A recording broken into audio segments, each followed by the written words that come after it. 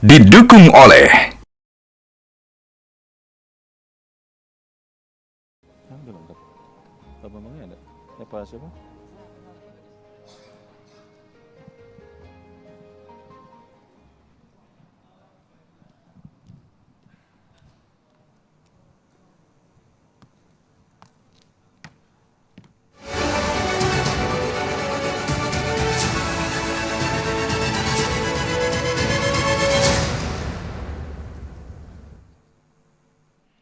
Assalamualaikum warahmatullahi wabarakatuh.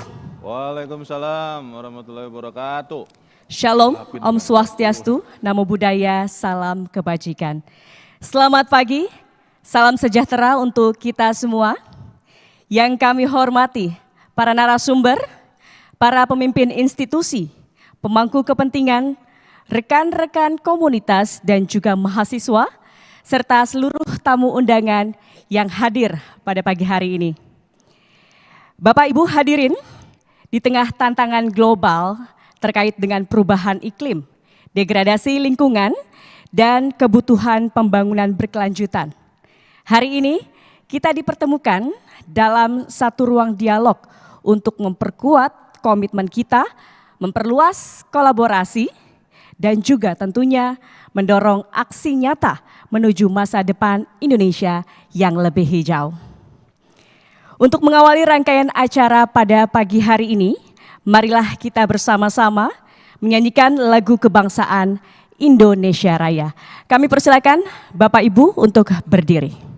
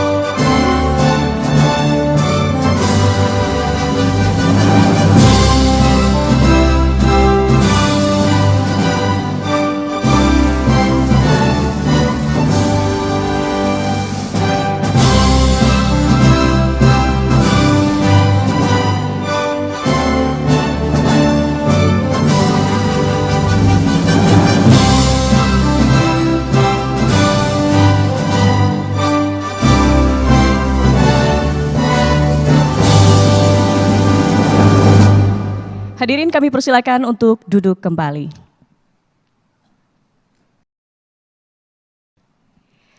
Bapak Ibu hadirin dan juga pemirsa, selamat datang di Metro TV Green Summit, Accelerating Indonesia's Green Transition. Boleh tepuk tangan terlebih dahulu? Terima kasih. Senang sekali saya Gadis Bianca akan memandu jalannya sesi panel dan juga diskusi kita pada Green Summit hari ini. Forum ini tentu saja diselenggarakan sebagai bentuk dukungan terhadap komitmen nasional dalam mewujudkan ekonomi hijau, transisi energi bersih, serta target net zero emissions tahun 2060. Hal ini tentu sejalan dengan visi besar kita semua menuju Indonesia Emas 2045. Dan tidak lupa, kami ingin menyampaikan apresiasi dan terima kasih yang sebesar-besarnya kepada para sponsor yang telah mendukung terselenggaranya Metro TV Green Summit. Kami ucapkan terima kasih kepada PT Telkomsel, PT Bank Rakyat Indonesia atau BRI, Bank Mandiri, PT PLN Persero, BTN, PT Pamjaya Perseroda, dan juga Arta Graha Peduli. Kita beri tepuk tangan untuk para sponsor yang luar biasa, karena tentunya dukungan ini menjadi bagian penting dalam mendorong percepatan transisi hijau Indonesia. Dan Bapak Ibu hadirin, untuk membuka rangkaian acara hari ini, kami mengundang Direktur Utama Metro TV, Bapak Arief Suditomo, untuk menyampaikan sambutan. Kepada Bapak Arief Suditomo, kami persilakan.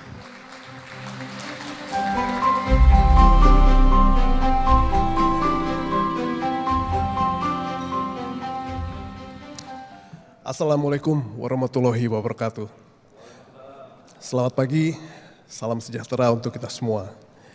Yang kami hormati Bapak Lingkungan Hidup Indonesia, yang juga tokoh ekonomi bangsa, Profesor Dr. Emil Salim, Wakil Menteri Lingkungan Hidup Republik Indonesia, Bapak Dias Hendro Priyono, Ketua Komisi 12 DPR RI, Bapak Bambang Patijaya, Direktur Human Capital Management Telkomsel, Bapak Indrawan Tita Pradana, dan Direktur Utama Pamjaya, Bapak Arief Nasruddin, para narasumber, pembicara, serta hadirin sekalian Bapak Ibu yang kami banggakan.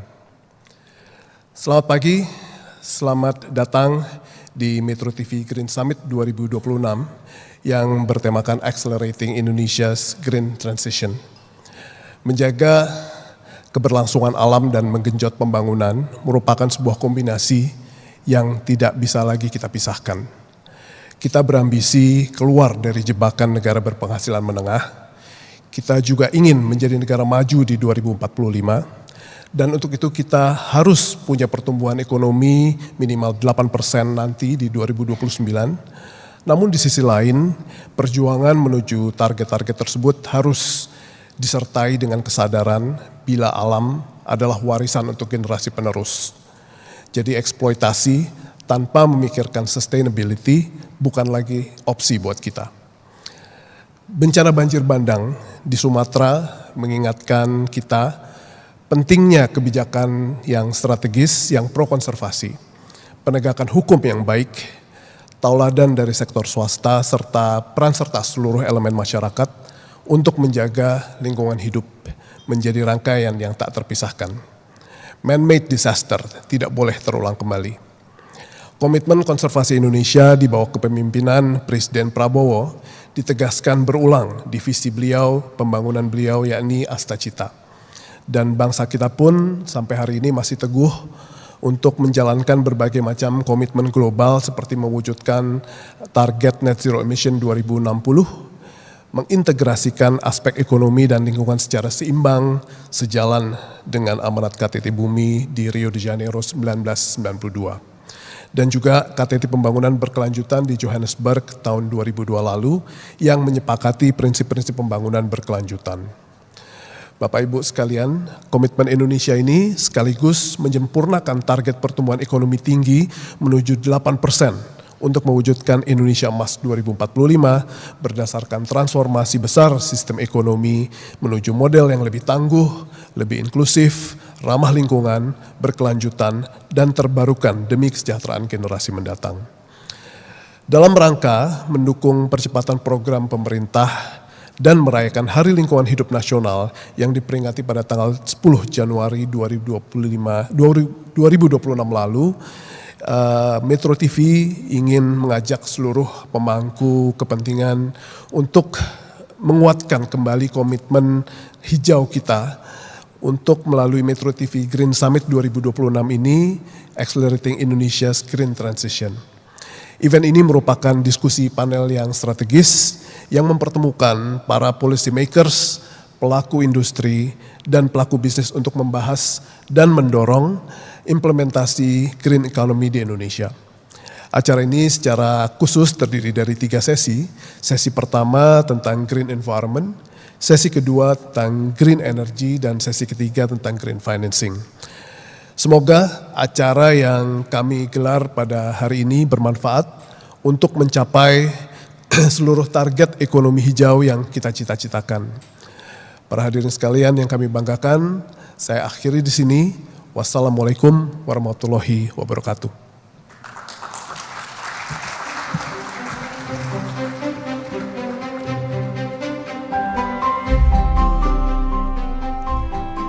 Waalaikumsalam warahmatullahi wabarakatuh. Terima kasih Pak Arief Suditomo atas sambutan yang menegaskan pentingnya komitmen hijau lintas sektor dan bagaimana peran media dalam hal ini Metro TV mendorong kesadaran publik, juga menghadirkan dialog kebijakan serta kolaborasi lintas sektor untuk menuju transisi hijau Indonesia. Selanjutnya, kami akan mengajak Bapak Ibu hadirin untuk menyaksikan video opening Metro TV Green Summit.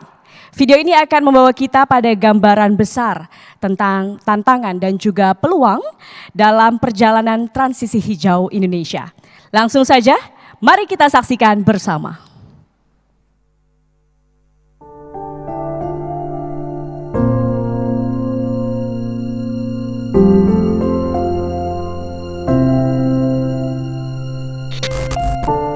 Dunia sedang berubah. Bukan pelan tapi nyata. Alam memberi tanda lewat banjir, longsor, dan hutan yang kehilangan suaranya. Hutan yang hilang, iklim yang berubah, meninggalkan dampak bagi jutaan kehidupan. Alam bukan sekadar tempat tinggal. Menjaganya tetap hijau adalah warisan untuk generasi yang belum sempat bersuara. Kini, kita beralih ke kekuatan yang tak terbatas. Memanen cahaya, memeluk angin.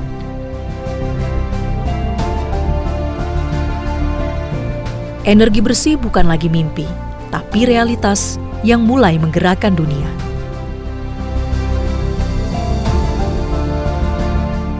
Saat alam, teknologi, dan modal bersinergi, kita tidak hanya bertahan, kita membangun masa depan yang tangguh. Mari melangkah bersama untuk hari ini, untuk esok, dan untuk selamanya.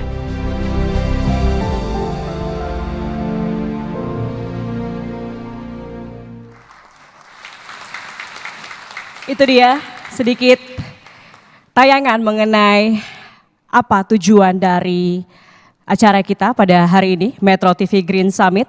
Dan Bapak Ibu hadirin juga pemirsa, selanjutnya kita akan mendengarkan keynote speech dari tokoh lingkungan hidup nasional yang telah meletakkan fondasi kebijakan berkelanjutan di Indonesia. Dengan hormat kami mengundang Profesor Emil Salim untuk naik ke atas panggung dan menyampaikan keynote speech. Kepada Profesor Emil Salim, kami persilakan.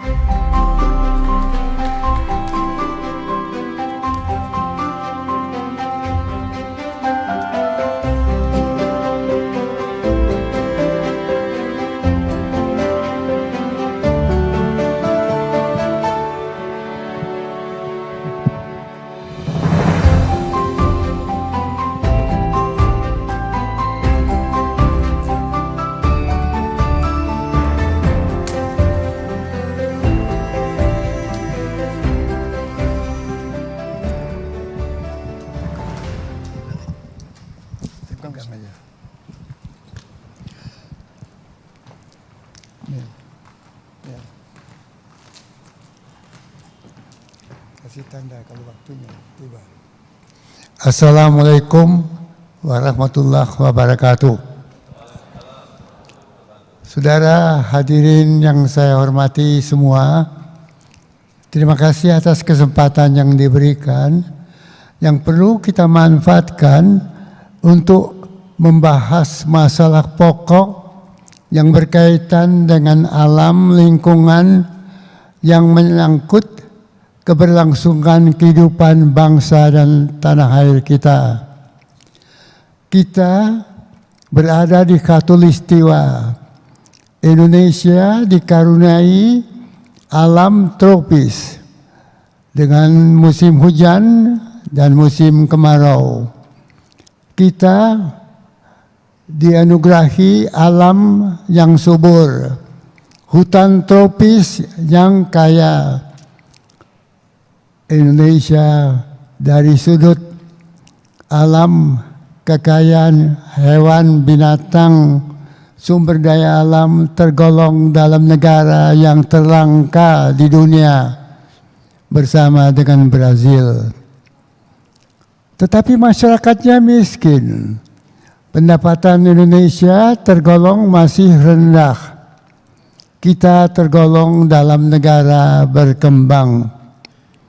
Karena itu, kebanyakan dari kita merasa bahwa prioritas utama tanggung jawab kita membangun tanah air. Namun, pertanyaan timbul, membangun yang bagaimana? Apakah dengan membangun, sehingga dengan pembangunan itu membongkar hutan, membuka tanah, sehingga melahirkan banjir pada musim hujan, dan memusnahkan ribuan manusia, rumah, desa, dan sebagainya. Apakah itu yang kita maksud dengan pembangunan? Apakah kita bermaksud membangun pabrik dan industri yang mencemari udara, menimbulkan penyakit-penyakit yang menimpa rakyat kecil? Alam dan manusia saling berkaitan. Maka tiap-tiap kita, bukan hanya pemerintah, mempunyai kewajiban untuk menjalankan kehidupan kita, menempuh pekerjaan dengan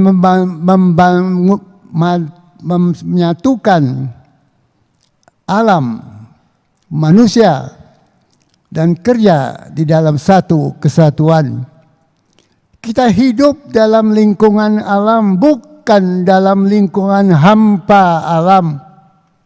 Dan alam tidak bisa berbuat apa-apa jika manusia dengan otak, teknologi, dan kemampuan akal pikirannya membongkar alam.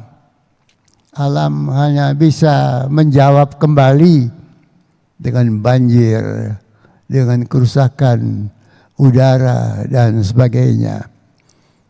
Maka lahir perjuangan membangun tanpa merusak, membangun dengan wawasan lingkungan.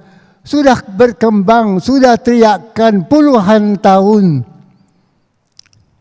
Tetapi apakah betapa sulitnya menegakkan pembangunan berwawasan lingkungan. Tiap-tiap orang yang berjuang untuk lingkungan bukan orang yang bisa menjadi kaya, tetapi orang yang membongkar alam melalui pertambangan, industri, dan sebagainya, bisa menjadi orang-orang yang maju kaya di atas tumbukan kehancuran alam. Maka dalam hati kecil kita bertanya, kita manusia ini yang punya akal, otak, pikiran, ketika menghadapi pekerjaan pembangunan, mencari nafkah kehidupan, bukankah kita dengan otak, akal, pikiran, hati nurani memanfaatkan alam tanpa merusak, agar kerja yang kita lakukan tidak menimbulkan banjir, menghancurkan anggota masyarakat lainnya? Bagaimana membangun tanpa merusak? Bagaimana membangun lingkungan hidup yang segar, udara bersih, air mengalir, dan sebagainya? Bukan karena perintah dari pemerintah, bukan karena ada peraturan-peraturan, tapi hati nurani kita mendorong. Tanah airku, tanah tumpah darahku, Disinilah aku berdiri menjadi pandu ibuku. Mana rakyat, penduduk, pemimpin yang mendasarkan dirinya menjadi pandu ibuku. Maka pertemuan-pertemuan seperti ini, pesan-pesan yang dapat dikembangkan, dicurahkan oleh para cendekiawan, apapun pekerjaannya, di pemerintah, di swasta, di masyarakat, tiap kita berkewajiban untuk membangun tanah air kita dengan menjaga kelestarian alam. Maka pada hari ini, jika kita berkumpul, jangan hanya berhenti pada bicara, pidato, tapi bertanya di dalam diri, what can be done? Apa yang kita perbuat? Tanah airku, tanah tumpah darahku, di mana aku berdiri, menjadi pandu ibuku, menjadi pandu alam, kekayaan tanah airku. Ya Allah, semoga ini menjadi pedoman bagi kita semua, bukan hanya pemerintah, tapi kita, rakyat kecil, pemimpin, dan sebagainya. Dengan doa itulah saya harap kita bertemu, dan kalau kita pulang kembali ke rumah masing-masing, kita bertanya, apa yang bisa kita berbuatkah untuk tanah air Ibu Pertiwi. Terima kasih.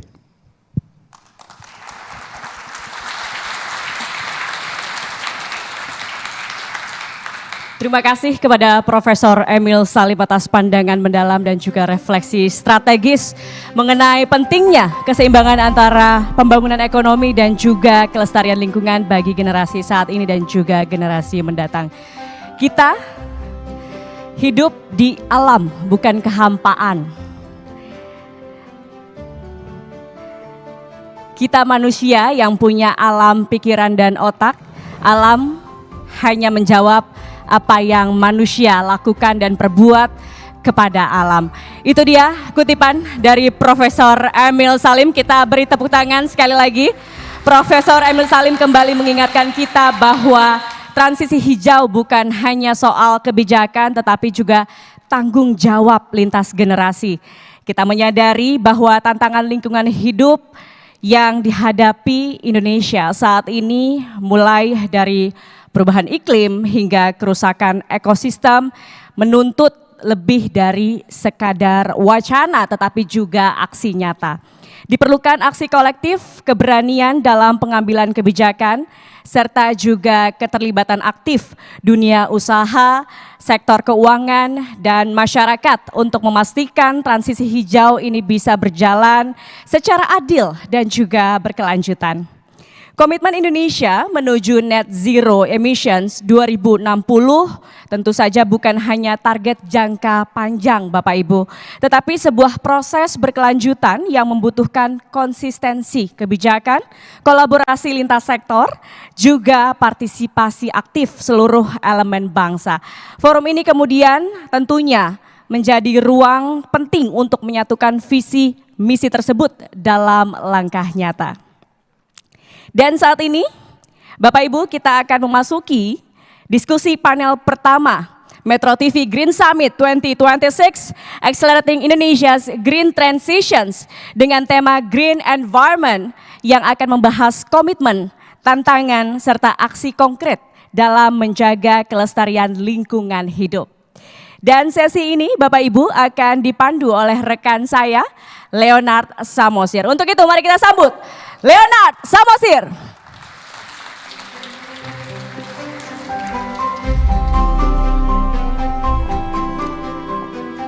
Terima kasih Gadis.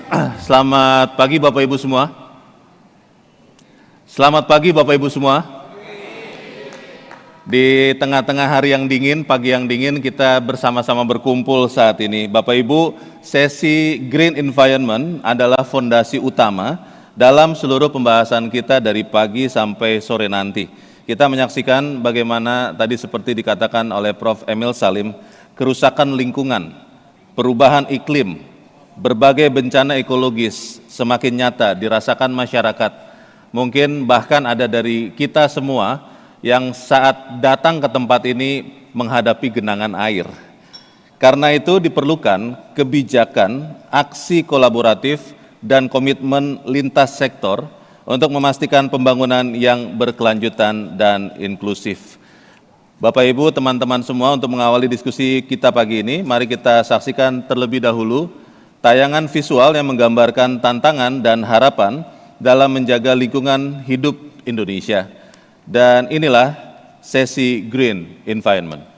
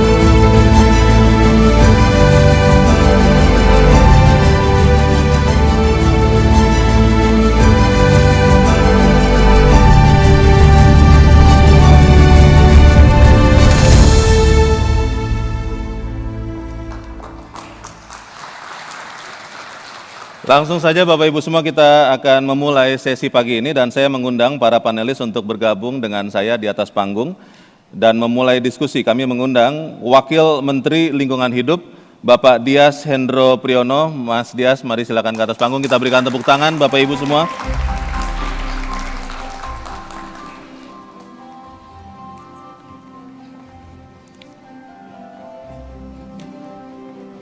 Terima kasih Pak Dias.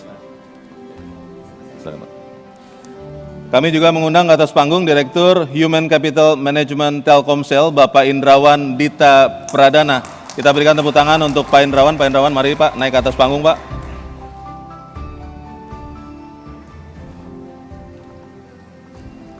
Terima kasih Pak. Silakan Pak. Kami juga mengundang ke atas panggung Direktur Utama PAM Jaya, Bapak Arif Nasruddin. Pak Arif, mari kita ke atas panggung. Kita berikan tepuk tangan Bapak Ibu.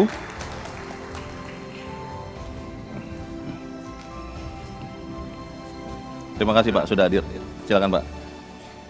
And last but not least adalah Ketua Komisi 12 DPR RI, Bapak Bambang Patijaya. Kita berikan tepuk tangan untuk Pak Bambang. Pak Bambang, mari Pak naik ke atas panggung Pak.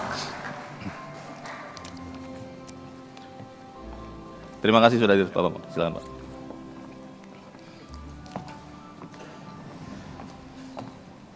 Dan sebelum kita memulai diskusi kita, Bapak Ibu semua, hadirin yang kami hormati, kami ajak untuk juga terlibat dalam diskusi ini.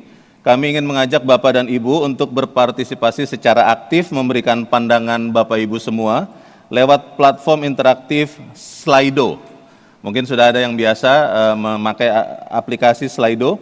Silakan Bapak Ibu mengeluarkan ponsel Bapak Ibu masing-masing sekarang dan silakan langsung men-scan QR Code yang sudah ada pada layar di panggung atau juga bisa di-scan dari jarak jauh juga bisa. Memasuki sesi pertama mengenai Green Environment, kami ingin melihat bagaimana pandangan Bapak Ibu mengenai implementasi ekonomi sirkuler di lapangan, dan di layar ada satu pertanyaan pembuka dari kami, yaitu sektor mana yang paling mendesak untuk menerapkan model ekonomi sirkuler. Bapak Ibu, teman-teman semua bisa memilih satu saja dari 5 pilihan dan kemudian nanti kita akan bahas di bagian akhir dari sesi ini. Silakan di-scan, saya izin duduk. Bapak Ibu semua, dan saya panggil juga teman-teman karena banyak sekali saya lihat generasi muda di ruangan ini, para mahasiswa-mahasiswi yang tentunya akan mewarisi bumi dari generasi yang lebih tua. kita mendengar dari Prof. Emil Salim. Tadi saya termasuk yang tertohok karena Prof. Emil mengatakan ada beberapa poin yang saya catat bahwa kita mau mewariskan alam seperti apa. Indonesia ada di Khatulistiwa, kekayaan alamnya tergolong terlangka di dunia, seperti Brazil. Tapi penduduk masih ada yang miskin. Prioritas kita membangun yang bagaimana? Membongkar hutan, buka tanah, kemudian lahirlah banjir saat hujan. Seperti apa kita memelihara alam saat kita membangun? Saya ingin langsung bertanya ke Pak Dias. Pak Dias, kalau kita mendengar tadi pidato pembukaan dari Pak Emil Salim, seperti apa Pak kita melihat green environment Indonesia saat ini? Seperti apa yang akan dicapai oleh Indonesia, Pak Dias? Silakan Pak Dias. Testing. Assalamualaikum warahmatullahi wabarakatuh. Selamat pagi menjelang siang, Pak Emil yang saya hormati, Bapak-bapak, Ibu-ibu sekalian. Terima kasih Mas Leonard dan Metro TV atas undangannya. Jadi kalau kami di KLH ini, suatu pasti harus ada payung hukumnya dulu. Ya, jadi kita sudah ada mandat dari konstitusi itu sendiri bahwa di 28H ayat 1 itu mengatakan bahwa semua rakyat Indonesia berhak mendapatkan lingkungan hidup yang layak. Dan pasal 33 ayat 4 itu mengatakan bahwa perekonomian ya boleh saja kita membangun, tetapi betul sekali apa yang Pak Emil Salim tadi katakan, membangun harus memperhatikan sisi lingkungan hidupnya juga, harus sustainable dan lain sebagainya. Itu di 33 ayat 4. Dan ini pun juga termaktub ya, tercatat di Asta Cita Pak Prabowo nomor 8 bahwa harus ada kegiatan kehidupan yang harmonis dengan lingkungan. Jadi dari situ ada mandat untuk melindungi rakyat Indonesia dari sisi lingkungan. Dan yang pertama yang kita lihat waktu kita menjabat, yaitu ada kekosongan dalam hal peraturan. Yang pertama itu atau yang paling signifikan, kita sudah punya Undang-Undang Nomor 32 tahun 2009 mengenai lingkungan hidup. Tetapi seharusnya setelah ada undang-undang itu kan diikuti dengan Permen, PP dulu, PP, Permen, Kepmen, baru Perda gitu ya. Turunan-turunannya harus ada. Tetapi waktu pas kita lihat Undang-Undang 32 ini PP-nya belum ada, Permennya belum ada, Kepmen waktu itu sudah ada, tapi yang paling lucu, paling dulu itu Perda. Jadi Perda ada satu kabupaten yang namanya Kabupaten Muara Enim, dia sudah punya duluan Perda lingkungan hidup. Jadi Undang-Undang 32 2009 belum ada sininya, bawahnya udah ada. Payung besarnya saja diambil. Payung besar ya. Jadi wah, udah bisa muncul ini. Ngikat ke atasnya, ke Kepmennya mana, Permennya mana, PP-nya mana belum ada. Nah, jadi dari situ kita mulai lagi. Barulah tahun lalu selesai PP 26 2025 mengenai rencana pengelolaan dan perlindungan lingkungan hidup. Baru diteruskan dengan Permen, Kepmen. Nah, kenapa ini penting?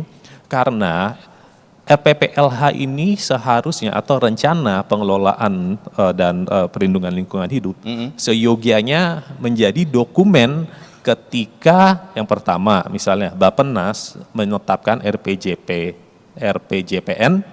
RPJMN, dan ketika daerah menetapkan RPJM daerah, RPJP daerah, ketika ESDM menetapkan RUEN, Rencana Umum Energi Nasional, daerah menetapkan RUET, ketika kehutanan menetapkan rencana kelola kehutanan, KKP juga sampai daerahnya, pusat daerah, dan juga RT RW yang ada di ATR Bappenas, RT RW yang di atas, RT RW yang di tata ruang bukan kelurahan ya. Tapi ini semua harus mengacu kepada RPPLH yang selama 16 tahun ini kosong. Jadi artinya pembangunan itu tanpa ada guidance, acuannya acuan roadmap-nya bagaimana menerjemahkan Undang-Undang 32 tahun 2009 selama 16 tahun ini tidak ada acuan RPPLH-nya, Oke. PP-nya, dan itu akibatnya apa ya? Akibatnya jadi RT RW-nya nanti mungkin tidak selaras dengan lingkungan yang di daerah yang pusat. Jadi nggak ada istilahnya payung besarnya itu tidak ada. Yeah. Tadi ngomongin banjir ya bisa. Jadi mungkin ada pembangunan yang tidak sesuai dengan memperhatikan itu. Jadi itu adalah payung besarnya. Nantinya ketika nanti ada revisi, misalnya kehutanan dia akan revisi tahun 2026 ini, rencana tata ruang kehutanan, KKP juga kalau tidak salah mau merevisi tahun ini, dan satu lagi energi udah ya. Jadi ada 3 instansi yang akan merevisi. Ya kami sarankan juga agar disesuaikan dengan RPPLH yang ada. Gitu. Itu dari sisi regulasi Pak Wamen, tapi kalau Kementerian Lingkungan Hidup melihat ya dari sisi kesadaran, kesadaran kolektif kita atas green environment, green energy. Saya saja kalau melihat ke diri saya kadang-kadang Pak Dias, itu kalau di dalam kamar mandi, pagi-pagi itu keran masih suka mengalir. Kelihatannya sepele, tapi kalau ada 100 juta orang Indonesia melakukan hal yang sama, itu kan pemborosan yang luar biasa.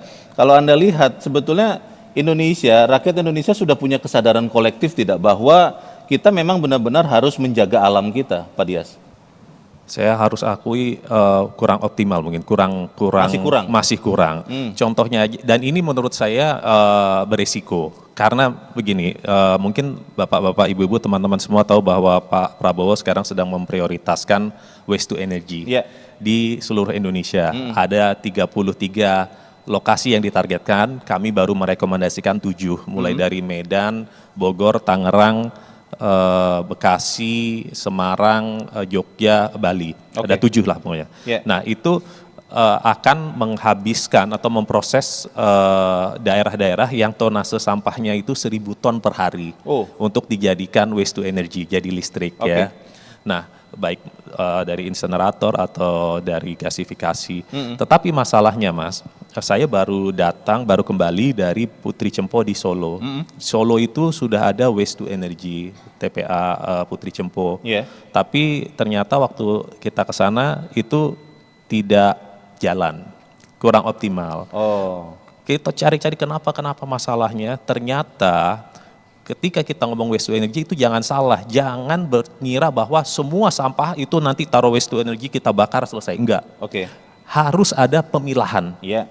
Harus ada pemilahan sekali lagi. Kenapa? Karena yang di Putri Cempo, yang di Solo itu membuktikan secara nyata, secara real, sampah yang tidak dipilah itu terlalu basah, moisture content-nya itu bisa sampai 70%.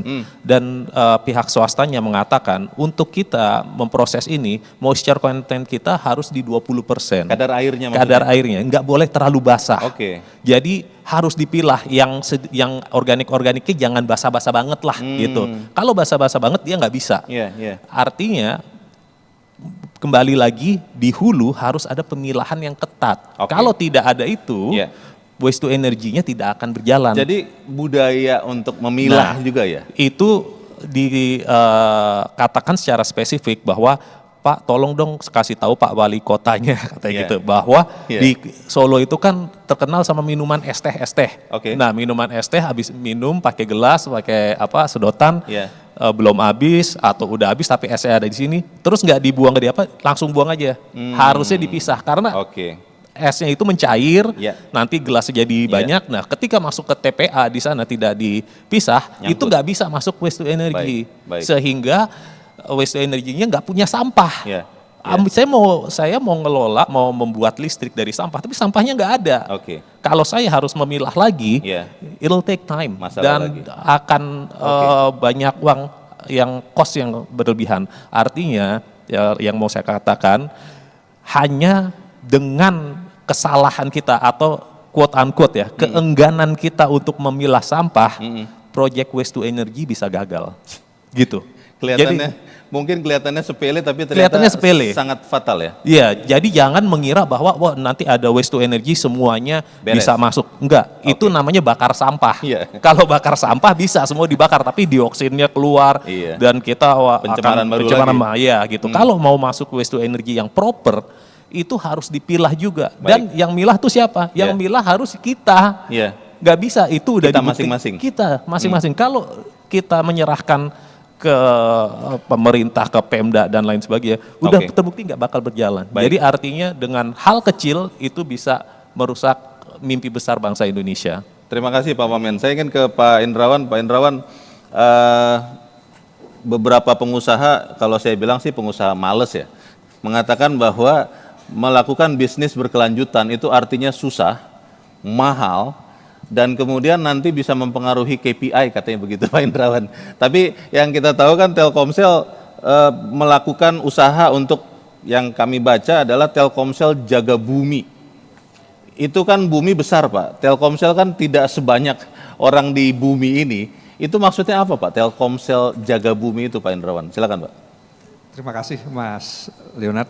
Pertama, terima kasih undangannya ke sini, Pak Arief Suditomo, Pak Prof. M. Salim, kemudian panelis Pak Dias, Pak Bambang, Pak Arief. Salam juga dari Dirut, Pak Nugi, Pak. Oke. Secara logika sederhana sebenarnya setiap orang yang berbisnis itu pasti akan melayani people. Ya. People akan tergantung environment. Simpelnya begitu. Sehingga seandainya people tidak sehat dan environment tidak sehat, mestinya dia tidak akan berbisnis dengan baik. Iya. Nah itu logis. Artinya apa? Artinya seharusnya setiap institusi bisnis melayani apapun, mestinya dia akan sadar bahwa environment suatu hal yang utama. Kira-kira Yang harus ya? yang harus itu. Harus itu. Saya masuk Telkomsel, Pak. Mungkin sudah banyak mengenal Telkomsel, ada mungkin juga yang belum. Iya. Kami melayani 170 juta penduduk Indonesia. 170 juta. Oke. Mobile 160 juta, fixed broadband 10 juta, 170 juta. Iya. Bayangkan 170 juta itu tersebar di Indonesia dan mereka para pelanggan ini dilayani, kalau teman-teman lihat itu 290.000 bis transfer Oke. bis BTS Pak. Iya. Dan tersebar di Indonesia. Nah, apa yang kita lakukan itu pasti akan sangat tergantung lingkungan, Pak. Nah, sehingga dalam framework strategi kami itu ada 3 hal yang terkait sustainability. 1 people, setelah people bagus, dia akan mendrive bisnis yang bertanggung jawab, dan ujungnya adalah protect environment. Nah, kira-kira framework berpikir itu. Nah, seharusnya institusi bisnis yang berpikir normal pasti akan mengutamakan 3 itu. Nah, kemudian saya masuk ke yang tadi Jaga Bumi. Baik. Jadi campaign kita punya yang ujung Pak, yang nomor 3, yang framework ketiga yaitu protect environment, itu diwujudkan dalam suatu kegiatan yang lebih mengakar, lebih implementatif melalui Jaga Bumi. Memang kesan Jaga Bumi terlalu besar Pak ya. Artinya mengingatkan kita bahwa bumi terus dijaga walaupun kita Telkomsel tentunya skopnya pasti sementara masih di Indonesia. Nah, program ini masuk ke dalam culture kita, masuk ke dalam strategik jangka panjang kita bahwa menjaga bumi adalah salah satu yang ujungnya nanti adalah terkait dengan sustainability bisnis kami, Pak. Oke. Nah, kira-kira Baik. landasan berpikirnya seperti itu, Pak, kira-kira. Bagus sekali Jaga Bumi ini, tapi kalau kita semua Bapak Ibu para peserta harus juga bertanya kepada penjaga kita dari Senayan. Saya ingin ke Pak Bambang dulu. Pak Bambang, ini kan pemerintah berjalan bersama-sama dengan legislatif tentunya. Kalau DPR Pak melihat terkait dengan green economy, green environment saat ini, itu seperti apa Pak Bambang? Melihatnya terutama apa sih tantangan terbesar yang harus sama-sama kita atasi? Silakan Pak Bambang. Ya, green economy, kemudian juga green energy. Ya. Jadi sebetulnya ini merupakan suatu ekonomi masa depan yang hari ini mendapat tantangan global. Ya. Ketika kita berbicara tentang ini, kalau tahun kemarin semua baik-baik saja. Tahun lalu ya? Tahun lalu. Ya. Tetapi sekarang tidak baik-baik saja. Karena kenapa? Sejak Amerika dipimpin oleh Donald Trump, keinginannya adalah bagaimana mengakselerasikan kembali energi fosil. Padahal komitmen dunia adalah bagaimana Indonesia dan seluruh dunia itu sepakat kepada yang namanya Paris Agreement, menuju kepada yang namanya net zero emission. Ya. Maka kita lihat bagaimana atensi daripada pemerintah Indonesia. Hari ini pun kehutanan dan lingkungan hidup dipandang sebagai suatu bidang yang penting sehingga dipisahkan. Jadi bukan semata-mata ini terkait dengan persoalan politik saja, tetapi persoalan memang ini penting. Yeah. Hutan adalah hutan, lingkungan hidup adalah lingkungan hidup. Makanya masing-masing harus fokus begitu ya Pak ya? Betul. Yeah. Nah, kemudian juga kita melihat bagaimana pemerintah dan DPR melihat kesiapan Indonesia menuju net zero emission. Yeah. Kita sudah menghasilkan PP, ini PP yang unik, satu-satunya PP yang dihasilkan antara pemerintah dengan DPR. Karena PP itu domainnya pemerintah sebetulnya. Yeah. Itu PP KEN, Kebijakan Energi Nasional. Di dalam PP 61 tahun 2005 tersebut, ini merupakan satu PP yang merupakan peta jalan menuju kepada net zero emission 2060. Sehingga banyak sekali hal yang dibahas di dalam itu. Kemudian juga bersama dengan itu, seperti disampaikan tadi oleh Pak Wamen, misalkan dalam RUEN, Rencana Umum Energi Nasional. Kemudian juga sebetulnya kita melihat DPR di dalam bagaimana mendukung niatan pemerintah menuju kepada net zero emission, kita sedang melakukan beberapa produk-produk legislasi. Pertama misalnya RUU EBET, energi baru terbarukan. Oke. Ini bagian daripada untuk mendukung sebetulnya energi hijau, ya. Kemudian juga kita melihat, kami juga sekarang lagi proses revisi RUU Ketenagalistrikan biar sesuai dengan net zero emission. Kemudian juga hari ini ada wacana di Komisi 12 tentang revisi RUU Migas. Terkait dengan banyak hal. Nah, jadi segala yang dilakukan di bidang legislasi di DPR dan juga pengawasannya adalah untuk memastikan bagaimana Indonesia dapat sesuai, selaras dan sejalan dengan apa yang disampaikan oleh Presiden tentang bagaimana net zero emission tersebut. Kalau kita bicara terkait dengan tadi Pak Bambang sudah mengatakan net zero emission Pak. Kita bicara juga soal karbon tentunya, emisi karbon.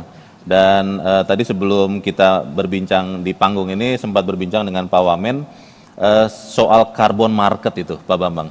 Sampai saat ini seperti apa itu sudah berjalan di Indonesia dan apa kira-kira yang memang masih harus lagi ditingkatkan supaya kesadaran merendahkan emisi karbon itu menyebar rata Pak? Jadi gini, terkait dengan perdagangan karbon ini memang sesuatu yang seksi. Kebetulan tidak semua orang bisa paham terkait dengan perdagangan karbon ini. Tetapi ada beberapa hal yang saya lihat ini sudah dilakukan oleh pemerintah yang akan mendukung akselerasi daripada perdagangan karbon ini sendiri. Pertama adalah kita menentukan standar daripada perdagangan karbon itu sendiri. Ini kan ada beberapa standar nih. Kemarin gold standar, ada berapa standar Pak? Vera. Ada satu lagi yang kemarin udah. Nah itu. Ada beberapa standar yang berbeda. Nah standar-standar ini penting untuk ditetapkan sehingga dia menjadi rule of the game daripada perdagangan karbon ini sendiri.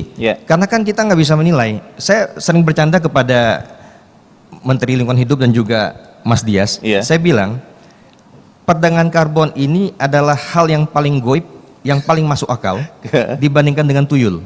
Karena tidak bisa dilihat. Nggak bisa dilihat. Karbonnya tidak bisa dirasa. Sehingga tantangannya adalah kemarin namanya karbon apa namanya? Storage. Bukan karbon storage. Karbon kejaran karbon. Karena orang mulai mengotak-atik, ya kan? Kemudian berapa sih cadangan luasan hutan, kemudian cadangan karbon. Nah ini perlu suatu standarisasi dan pengawasan. Sehingga dengan demikian potensi Indonesia yang begitu besar terhadap potensi perdagangan karbon Iya. ini dapat tersalurkan dengan benar. Iya. Kira-kira seperti itu. Pak Bambang tadi saya mau bertanya dulu, kalau tidak salah Bapak juga harus meninggalkan tempat ini ya Pak? Iya. Karena ada lagi rapat yang lain. Tapi sebelum meninggalkan tempat ini Pak Bambang, saya ingin bertanya terkait dengan pernyataan Bapak tadi yang menyoroti apa yang dilakukan oleh Amerika Serikat di bawah Donald Trump. Kebijakan Indonesia dalam hal ini Komisi 12 Pak, melihatnya seperti apa di tengah kelihatannya agak setback begitu yang dilakukan Amerika Serikat, mungkin karena motif ekonomi juga di sana. Indonesia itu akan seperti apa Pak menyikapi perubahan kebijakan di Amerika itu? Pertama, ketika Indonesia menyatakan tetap komit kepada net zero emission, Paris Agreement, tentu kebijakan-kebijakan regulasi kita arahkan ke sana. Satu. Tetapi Komisi 12 juga mengatakan kepada Menteri SDM dan beberapa mitra-mitra bahwa kita fleksibel. Seperti itu. Nah, Amerika kenapa dia mundur kepada energi fosil? Kembali. Karena hari ini lifting dia itu terbesar di dunia. Oke. Lifting dia itu sekitar 12 sampai 14 juta barel per hari, per day. Iya. Ini sangat besar. Ini lifting ini adalah minyak siap pakai ya Pak ya? Betul. Supaya orang yang tidak paham biar tahu juga, Dia Pak. net exporter, exporting. Iya. Jadi kalau dia tidak melaksanakan itu, tentu dia akan kehilangan potensi ekonominya. Oke. Sementara hari ini ketika kepada net zero emission, Iya. maka salah satu yang akan dikedepankan itu adalah EV, electric vehicle. Iya. Dan itu juaranya sekarang adalah China. China. Dan tentu Amerika tidak mau itu. Donald Trump adalah pengusaha. Dia tahu bahwa kalau dia terus dengan komitmen net zero emission, Paris Agreement, Iya. tentu ekonomi Amerika tidak akan mampu berkembang menyaingi daripada China. China. Saya pikir sederhana saja. Donald Trump adalah pedagang, jadi dia sangat pragmatis dekat dengan hal ini. Nah, Indonesia tentunya melihat bagaimana pragmatisnya Donald Trump, dan saya melihat itu apa yang dilakukan oleh pemerintah juga mengimbangi. Ya, misalkan kita juga menjanjikan akan membeli minyak dari sana. Baik. Kemudian juga kita menjanjikan akan menjual rare earth. Saya pikir ini ya sudah, kalau orang mau dagang ya kita dagang juga. Oke. Ini Jadi ringkes saja seperti itu. tetap untuk kepentingan nasional Indonesia begitu ya Pak Bambang ya? Dan itu tidak salah, Ya. tetapi kita tetap pada roadmap kita menuju kepada net zero emission. 2060. 2060. Dan kita sangat realistis. Baik. Karena Paris Agreement itu mengatakan tuntutannya 2050. Oh. Kita realistis. Oke, kami 2060 aja. Butuh waktu untuk kesiapan di dalam. Kira-kira begitu. Baik. Izin berarti Pak Bambang mengakhiri dan harus berangkat Pak. Saya izin. Baik, kita berikan tepuk tangan dulu Bapak Ibu semua untuk Pak Terima Bambang kasih. yang kembali harus mengerjakan tugasnya di tempat lain. Terima kasih Pak Bambang, terima kasih. Baik, menarik Pak Wamen karena tadi yang disampaikan Pak Bambang itu juga banyak ditanyakan orang-orang Pak Dias. Bagaimana Indonesia melihat pergerakan di negara-negara besar lain. Tapi sebelum ke Pak Dias lagi, saya ingin ke Pamjaya dulu ya, Pak Arief ya. Di sebuah negara di Timur Tengah, saya tidak usah sebut namanya Pak, yang kesulitan air, semua di padang pasir di sana kan memang air sangat susah. Mereka sudah mulai menggunakan entah hujan yang sangat langka, atau bahkan juga adalah air laut yang katanya didesalinasi untuk kemudian diminum. Tapi kan kita tidak seperti itu ya kondisinya di Indonesia ini. Kalau Pamjaya Pak melihat green economy, green environment ini, itu persisnya seperti apa Pak konkretnya yang sudah dilakukan dan akan dilakukan? Silakan Pak. Ya, jadi untuk PAM sebenarnya memang kami masih fokus di memang saat ini memang Jakarta menjadi salah satu center of excellence-nya kita untuk menyelesaikan pipanisasi yang ada di Jakarta. Jakarta ya? Jakarta. Jadi saya ingin menyampaikan juga bahwasanya gini. Tadi saya mengutip lagi juga apa yang disampaikan Prof. Emil gitu ya. Yeah.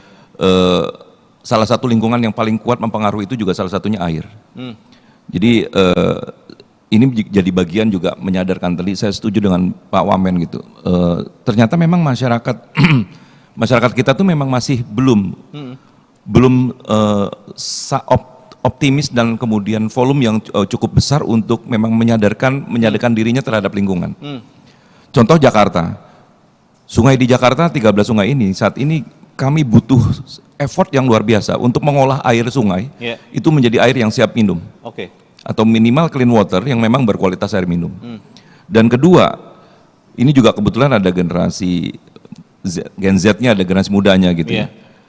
Kesadaran terhadap mempergunakan air tadi Mas sampaikan kemudian tiba-tiba keran airnya itu bocor dan kemudian dibiarkan. Itu juga salah satu campaign kita. Enggak bocor sih Pak, tapi saya yang nggak sadar Pak. Atau nggak sadar nggak menyala terus. Menyala terus dan atau kemudian kurang kencang untuk dan itu ternyata waste-nya luar biasa.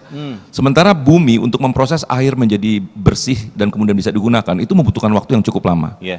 Dan saat ini eksploitasi air tanah itu masifnya luar biasa di Jakarta. Jadi kalau saya bilang Jakarta ini menjadi model sebenarnya, jangan sampai kejadian di kota lain. Bahwasanya populasinya lebih cepat daripada infrastruktur utilitasnya.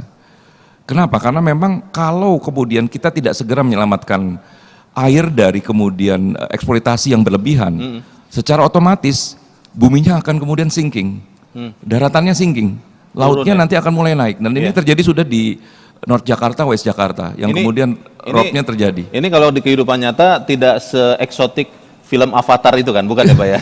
Ini sangat membahayakan. Ini sangat membahayakan. Jadi prediksi sampai 2050 dari terakhir Biden gitu ya, Presiden Amerika menyampaikan Java bisa tenggelam. Itu sebenarnya faktanya sebenarnya akan bisa terjadi karena statistically 12 cm tiap tahun itu permukaan tanah turun. Turun di Jakarta. Di Jakarta. Jadi saya ingin menyampaikan bahwasanya untuk terutama mereka yang masih merasa air tanahnya bagus, tolong jangan digunakan air tanahnya. Biarkan kami nanti melayani. Gitu. Jadi kenapa? Karena memang ternyata ketika kemudian populasi penduduknya lebih banyak daripada air yang saat ini disimpan di tanah sebagai membran dari daratan dan tanah itu sendiri, itu akan banyak membuat kerusakan yang makin parah. Apalagi industrinya menggunakan juga hal yang sama. Menyedot air tanah. Dan kondisi inilah yang membuat pergerakan PAM ini yang tidak disampaikan sebenarnya bukan berarti air tanah kemudian nggak green. Tapi memang saatnya sudah harus membatasi kegunaannya. Sehingga membuat kemudian proses yang kemudian saat ini Jakarta, saat ini lagi konsentrasi, gubernur kami lagi konsentrasi tentang banjir gitu ya. Karena memang sekali lagi, hujan air yang berlebihan dari air yang di permukaan tanah ini itu juga belum termanfaatkan dengan maksimal. Itu salah satu bagian dari campaign kita terhadap Green Earth yang saat ini PAM Jaya sedang kemudian campaignkan. Tapi artinya PAM masih tetap menggunakan air tanah juga Pak? Atau PAM tidak pernah eksploitasi air tanah. Kita mengolah air yang ada di sungai. Ini orang di Jakarta yang bukan PAM yang menggunakan itu.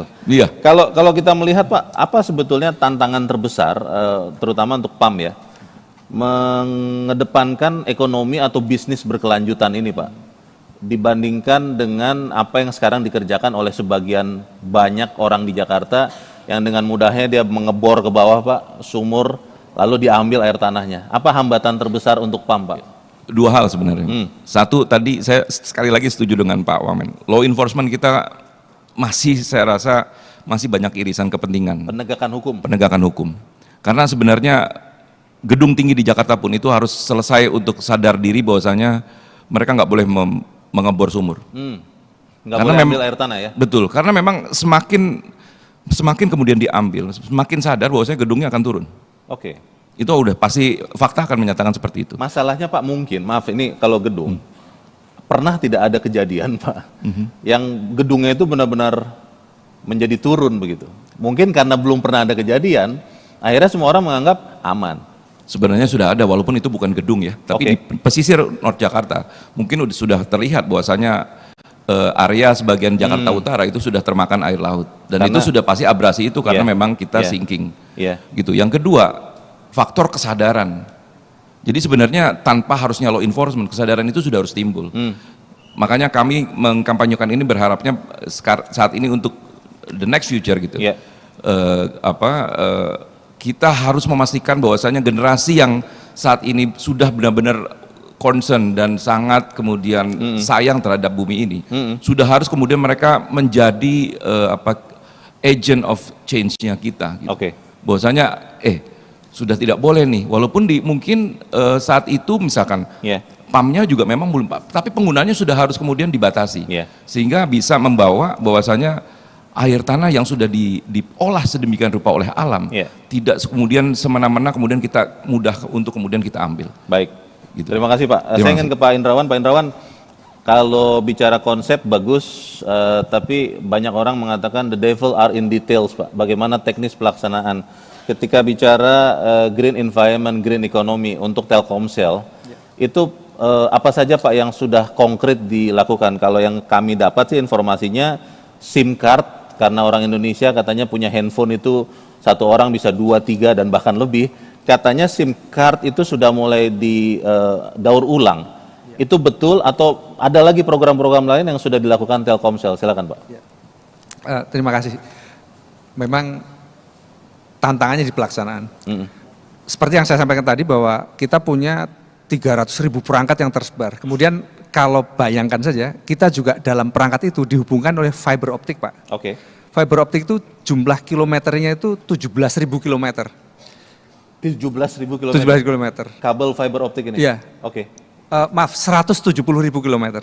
170. Padahal satu kali bumi itu adalah 40.000, artinya hampir 4 kali mengelilingi bumi. Nah, company kami memang bukan yang high emitter, bukan juga yang high risk untuk environment. Akan tetapi kita sadar bahwa apa yang kita miliki bisa mempengaruhi terhadap environment. Nah, konkretnya Pak, yang pertama karena itu teknologi dan berkembang cepat untuk teknologi, artinya pergantian teknologi itu menyebabkan perangkat itu akan berganti terus. Oh iya. Itu berarti kan refurbish perangkat, kemudian mendaur ulang perangkat. Oke. Itu maksudnya satu. Ini handphone bekas begitu ya Pak ya? Perangkat. Oh, perangkatnya Telkomsel. Perangkat Telkomsel. Oke. Itu pasti ratusan ton, ribuan ton dan volumenya besar, dan itu karena teknologi cepat berganti, makanya itu menjadi salah satu yang menjadi tolak ukur kita untuk membantu penyelamatan environment. Oke. Ada recycle, ada pemanfaatan ulang dan lain. Itu yang pertama. Itu nanti SIM card pasti tadi di ujung. Jadi perangkat seperti itu. Kemudian dengan besarnya cakupan itu harus ada efisiensi dalam arsitekturnya. Dengan makin efisien arsitekturnya, perangkat-perangkat makin simple, sehingga kita memanfaatkan perangkat yang didaur ulang itu pastinya makin bagus juga. Itu yang kedua. Kemudian yang berikutnya terkait energi. Jadi perangkat itu akan dihidupkan oleh energi, akan diaktifkan oleh energi. Nah, itu juga natural itu membutuhkan jutaan watt kira-kira itu. Nah, dengan menggunakan kecerdasan artifisial, kita bisa menurunkan itu sesuai dengan peruntukannya. Misalkan ada satu lokasi yang penggunaannya turun, energinya akan kita turunkan. Penggunaannya ini salah satunya juga, sehingga pemanfaatan energi juga turun juga. Nah, itu kita masuk kepada customer. Customer juga sama Pak. Kita tahu SIM card Pak ya, dulu besar, plastik, sekarang makin kecil. Itu juga salah satu upaya kita untuk mereduce dari hal-halnya. Nah, bukan hanya supaya keren begitu jadi nano begitu, tapi memang mengurangi polusi plastik. Teknologinya iya, makin kecil, tapi mengurangi polusi itu juga sama. Nah, yang lain tadi disampaikan juga SIM card yang sudah tidak terpakai, kemudian kemasan tidak berbentuk plastik, di-recycle Pak, untuk lebih banyak digunakan lagi. Nah, karena jumlahnya banyak sekali ya kalau kita bicara Telkomsel ya Pak? Banyak Pak, pelanggan kita yang tadi saya sampaikan 150 juta, kebayang kalau dia berganti kemudian ada upgrade teknologi pasti akan menyebabkan itu. Nah, kemudian yang cukup sekarang lagi kita galakkan Pak, kita ini kan punya customer 170 juta tadi. Nah, ini pelibatan customer untuk ikut protect environment. Kita ini kan mempunyai program menukar poin Pak, jadi kita menukar poin, kita nanti yang menanam. Poin dari loyalty customer, kita tukarkan kalau dia sadar bahwa penyelamatan lingkungan penting, dia akan bisa menukar pohon bakau, kita yang menanam. Telkomsel menanamkan pohon bakau untuk sekian poin yang diperoleh oleh pelanggan Telkomsel. Iya, saat ini sudah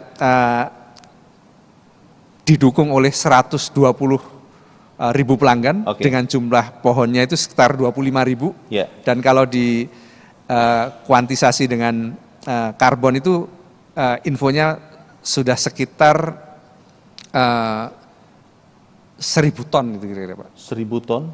Karbon kalau diequalkan. Iya. Oke. Nah ini ada hal-hal yang mulai dari kita cermat dalam menggelar equipment sehingga Yeah. pada saat pergantian teknologi kita juga membuang sampah yang terlalu besar, kita Oke. refurbish, kemudian di sisi Yeah. internal proses dan juga melibatkan customer untuk ikut melakukan sesuatu yang memang Baik. pengamanan environment. Nah artinya itu sudah merupakan terjemahan dari memang tidak hanya sebatas di teori tapi memang kita sudah laksanakan. Sudah konkret ya? Konkret begitu Pak. Kalau mau memberikan tepuk tangan boleh Bapak Ibu untuk Telkomsel yang sudah nyata mau menjaga bumi.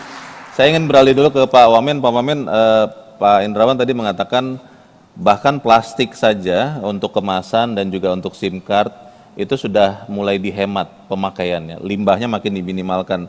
Dan tahun ini 10 Januari kan Hari Lingkungan Hidup Nasional ya Pak Dias ya. Temanya adalah mengakhiri polusi plastik.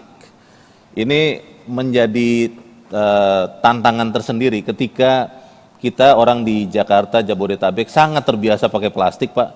Bagaimana itu persisnya mengakhiri polusi plastik Pak Wamen?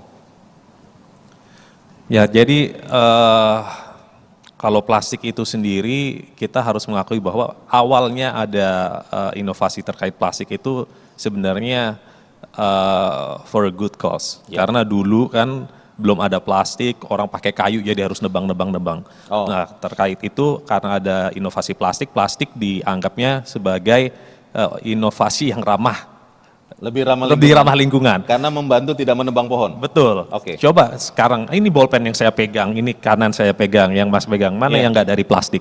Ya, ini Jadi plastik, Pak. semua kita hidup tidak mungkin tanpa plastik. Iya. Jadi hal itu harus kita akui dulu bahwa memang plastik pada awalnya itu adalah sebuah inovasi yang ramah lingkungan, tapi seiring waktu kita pun jadi kebingungan, wah ini plastiknya udah numpuk semua nih, bagaimana caranya ya? Dan mungkin baru realize bahwa wah plastik itu ketika terkena UV light dia akan terdegradasi, terfragmentasi menjadi mikroplastik, lalu nanoplastik yang ukurannya sangat-sangat kecil dan bisa menjadi polutan yang super bahaya. Jadi sekarang fakta-fakta sudah menunjukkan banyak kali-kali yang tercemar mikroplastik, nanoplastik, dan ikan yang kita makan sudah ada nanoplastiknya. Iya.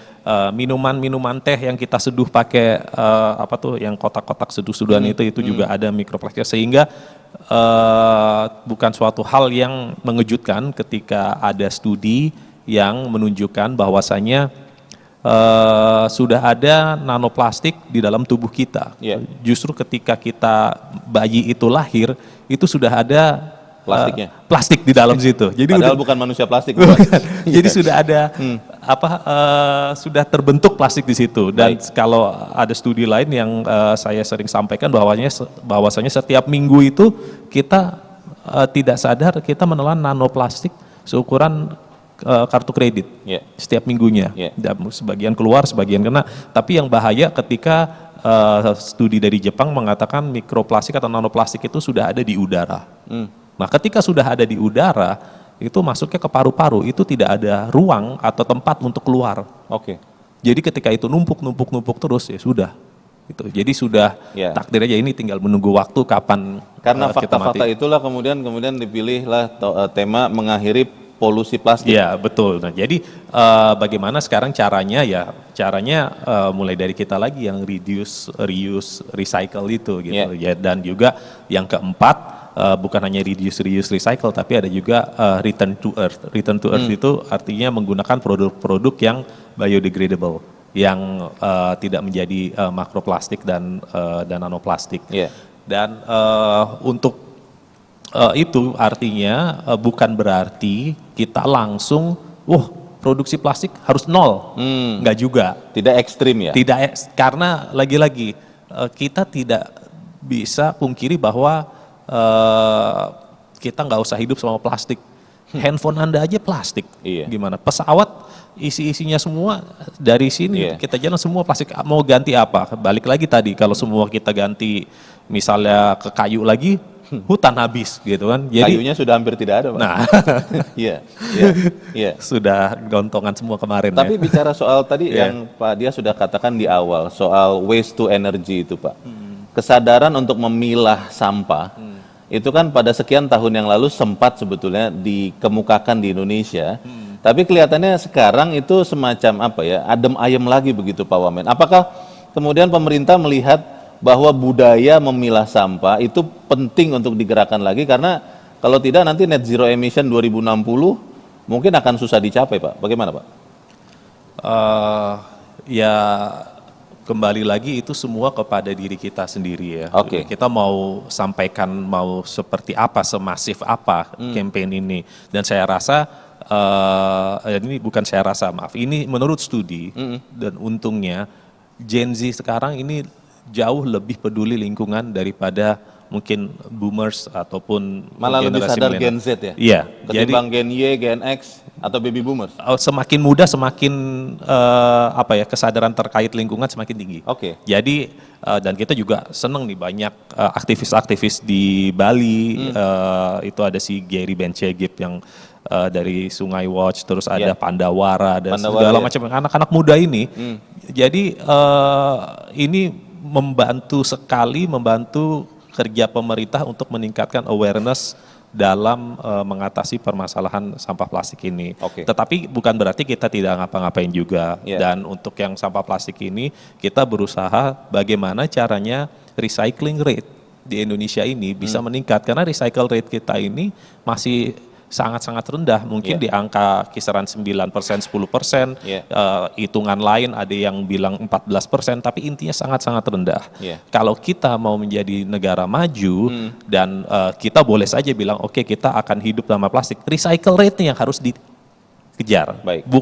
Bukan berarti plastiknya yang tidak produksi, tetapi Iya. recycling rate-nya Iya. dan bagaimana caranya hidup supaya kita produksi plastik itu tidak membahayakan Baik. makhluk hidup yang ada. Nah, ada misalnya kebijakan-kebijakan lain, impor sampah plastik, itu dulu kita pernah mengimpor setiap tahun 260.000 ton per tahun. Oh. Tapi itu sudah Berhenti. kita stop karena kita berpikiran kalau memang ada industri recycle di Indonesia yang membutuhkan bahan untuk di-recycle plastiknya, kenapa tidak ambil sampah plastik yang ada di Indonesia? Karena toh banyak juga. Recycle rate kita masih kecil kan, dan dari total sampah yang ada di Indonesia 56,63 juta ton per tahun, itu sekitar 19%-nya itu sampah plastik. Oke. Jadi artinya kalau kita tutup impor sampah plastik, industri-industri yang ada di Indonesia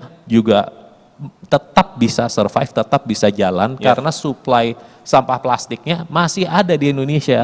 Hanya kembali lagi kita harus rajin milah. Kalau kita tidak milah lagi, nanti industri recycle-nya itu, industri daur ulangnya jadi tidak punya supply. Artinya Ada rencana untuk campaign nasional tidak itu, Pak Wamen? Soal, kalau dulu saya ingat ketika tahun kapan ya, itu menghemat listrik itu jam 9 sampai 12 kalau tidak salah, matikan listrik. Itu sangat nancep itu di media massa, di mana-mana diputar terus.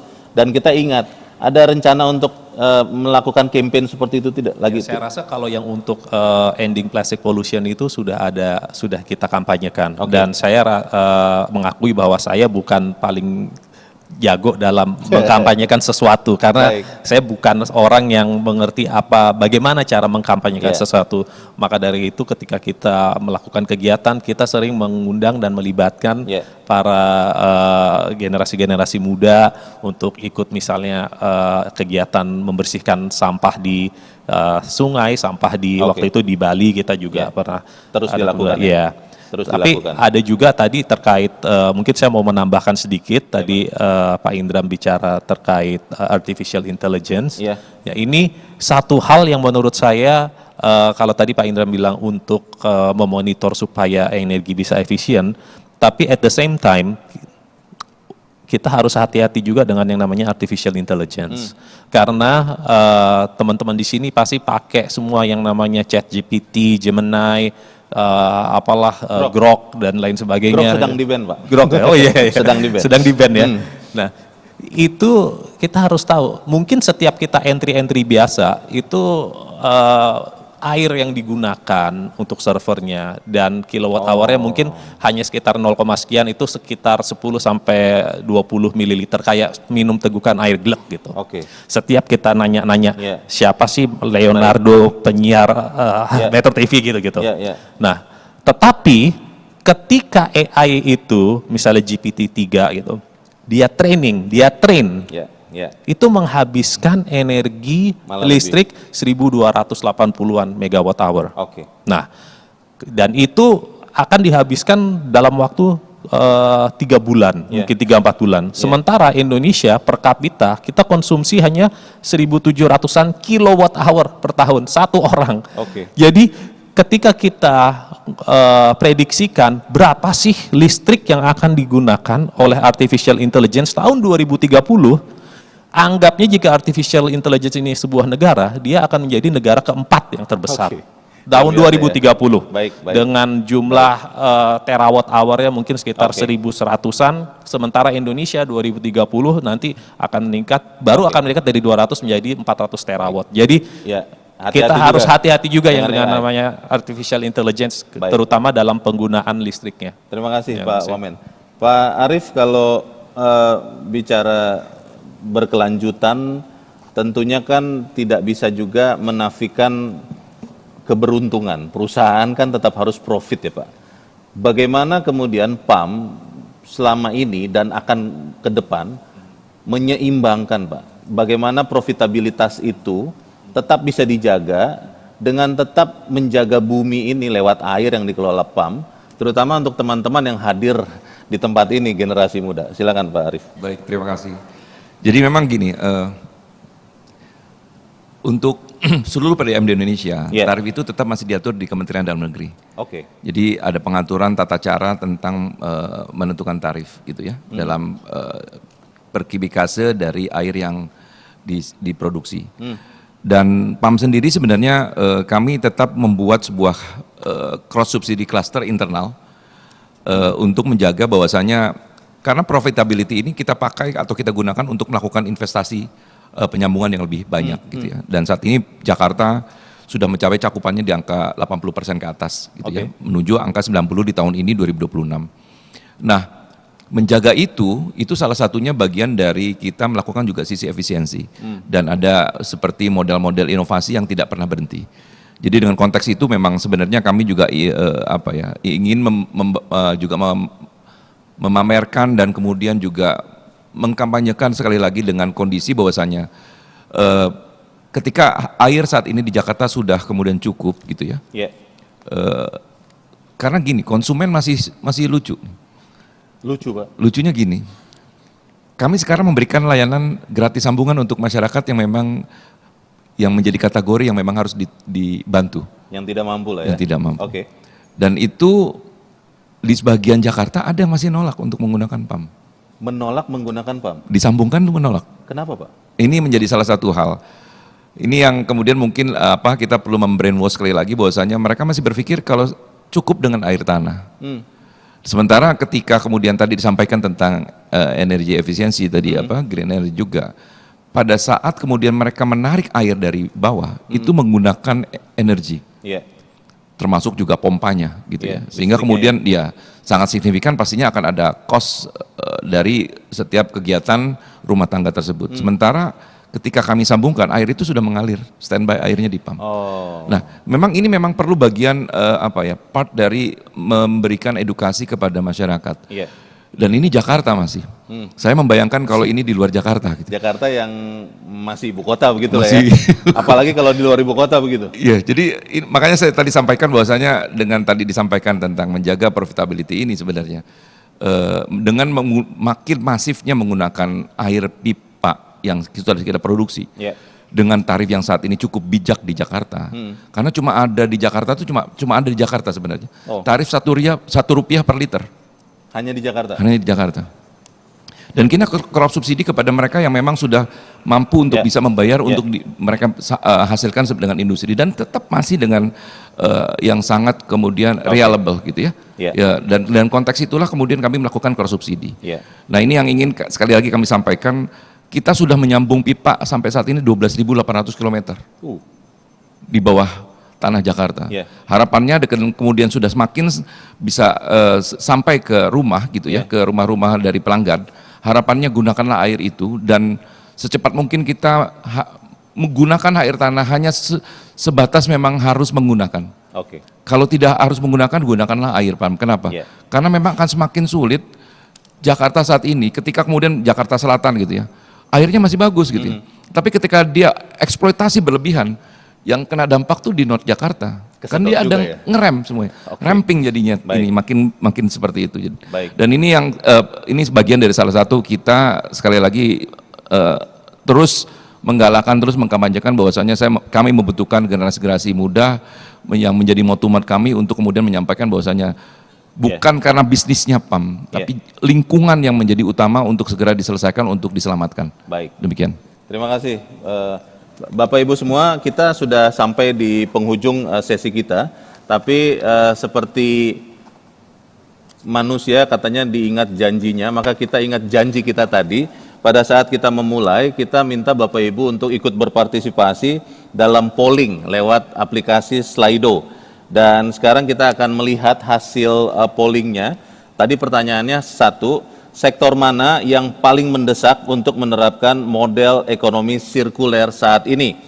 Dan polling terbanyak, kalau kita lihat, nah ini yang warnanya hijau, yang paling atas ada 40%, adalah terkait dengan manajemen limbah industri dan B3. Ini beracun, berbahaya. Manajemen limbah industri dan B3. Pak Wamen, Pak Dias, boleh singkat saja Pak? Oh, maaf. Ini berubah lagi. Jadi yang mana ini teman-teman, yang paling banyak dua-duanya atau salah satu?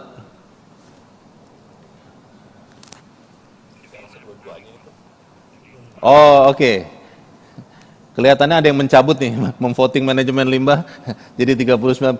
Oke, nomor satu lah industri manufaktur dan pengemasan. Saya kunci di situ saja ya, Bapak Ibu teman-teman. Pak Dias, ini yang menurut para peserta paling penting diperhatikan untuk mendaur ulang Pak. Bagaimana kita memasyarakatkan daur ulang industri manufaktur dan pengemasan. Silakan Pak, singkat saja. Wah, terima kasih, karena memang ini nggak ada bocoran apa-apa, cuman selama setahun terakhir kebetulan kita memang fokusnya kepada packaging. Oh begitu? Iya, jadi kita punya ada yang namanya Permen LHK tahun nomor 75, ini masih LHK ya.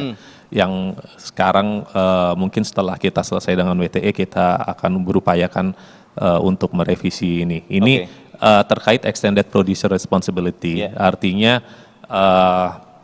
untuk perusahaan-perusahaan yang punya packaging waste seperti ini akan kita mandatkan dan akan kita kenakan implementasikan sanksi yang tegas jika tidak melakukan extended producer responsibility ini.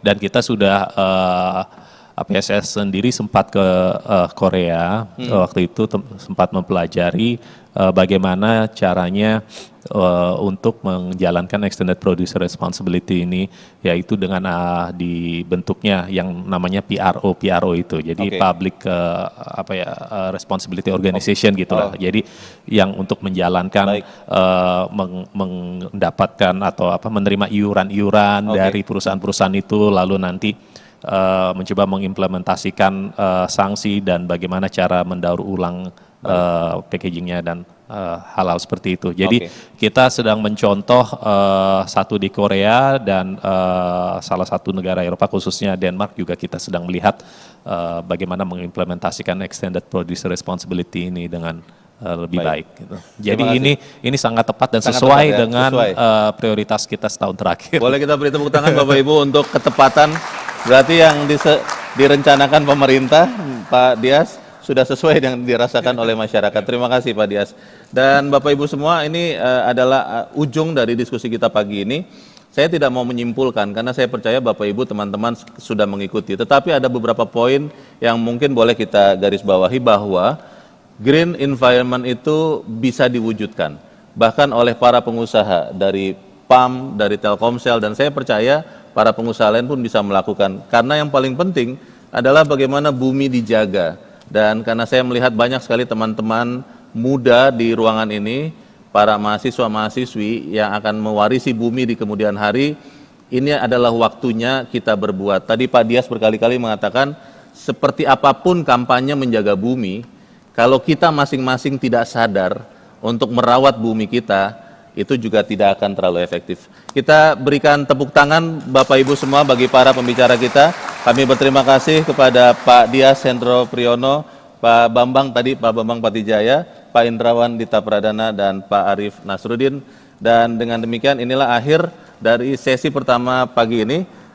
Saya mohon maaf kalau ada kesalahan. Saya Leonard Samosir mengucapkan terima kasih.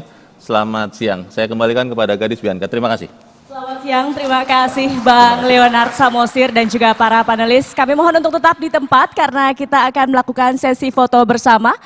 Bapak-bapak boleh mengambil posisi di tengah bersama dengan juga Bang Leonard Samosir. Silahkan kita bersiap untuk mengambil foto bersama untuk rekan-rekan media dan juga rekan-rekan lain dari fotografer maupun videografer. Silahkan. Untuk mengambil posisi, Bapak-Bapak sekalian, kita akan menghadap ke depan dan melakukan sesi foto bersama.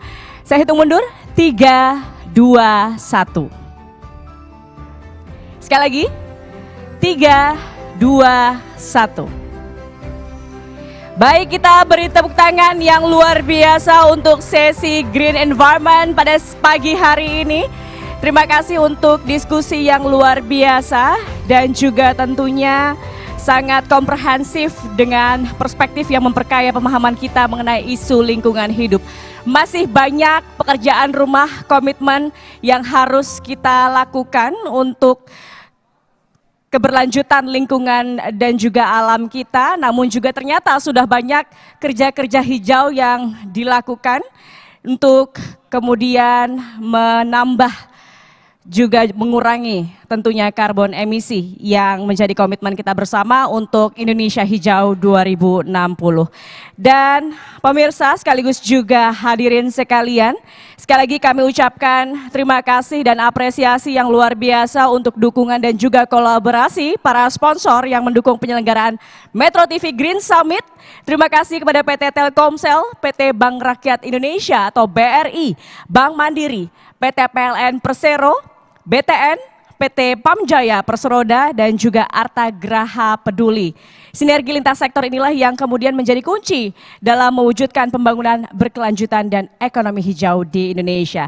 Dan Bapak Ibu hadirin, kita akan jeda terlebih dahulu dan melanjutkan rangkaian Green Summit di sesi kedua dengan tema Green Energy pada pukul 13.00 waktu Indonesia Barat. Sekian, terima kasih. Kita akan bertemu di pukul 1 waktu Indonesia Barat. Terima kasih.